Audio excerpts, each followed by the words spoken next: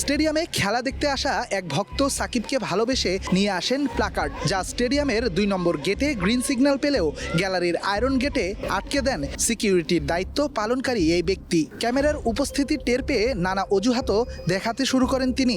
এখানে কেন আসছেন? এটা আটকানো কেন হচ্ছে আমাকে আগে বলেন। আপনি আমাকে আগে উত্তর দেন, এটা কেন আটকাইছে? আপনি ওখানে যান। মানে এখানে সাকিবের লেখা সবখানে ছাড়লো, আপনি আটকালেন। সরি, বুঝলাম না। সাকিব নামটা লেখা এই যে কোন জায়গায় লেখা? এখানে। আপনি গেটের বাইরে যান। না না না, আমি আমার জায়গায় আছি, আপনি গায়ে হাত দিবেন না। আপনি গায়ে হাত দিবেন না, আপনি জাস্ট আমাকে উত্তর দিন, এটা আটকাইলেন কেন? মারামারি হয়েছে এর আগে। কবে? আপনারা কি লাস্ট প্রেস কনফারেন্স শুনেছেন? লাস্ট প্রেস কনফারেন্স শুনেছেন? বিসিবির বোর্ড ডিরেক্টর থেকে বিসিবি থেকে নির্দেশনা দেওয়া আছে যে সাকিবের পোস্টার নিয়ে কিংবা মাশরাফির পোস্টার নিয়ে ঢোকা যাবে। স্টার নিউজের একের পর এক প্রশ্নে শেষ পর্যন্ত সেই ভক্তকে প্লাকার্ড নিয়েই যেতে দেওয়া হয় গ্যালারিতে। তবে আরেকটি চিত্রের দেখা মিলে ক্যামেরার পেছনে।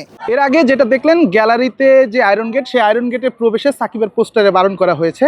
এখন যে জায়গাতে দাঁড়িয়ে রয়েছি সেটা আসলে একটা আবর্জনা স্তূপ, যেখানে সাকিবের পোস্টারগুলো আসলে ফেলে দেওয়া হয়েছে। তখন হয়তো বা ক্যামেরার সামনে বা ক্যামেরা দেখে যারা সিকিউরিটির দায়িত্বে রয়েছে তারা হয়তো সাকিবের পোস্টারটা ওই যে বারণটা করতে পারেনি, কিন্তু যখনই ক্যামেরার আড়াল হয়েছে তখন বাস্তবতা যেটা সেটাই হয়েছে।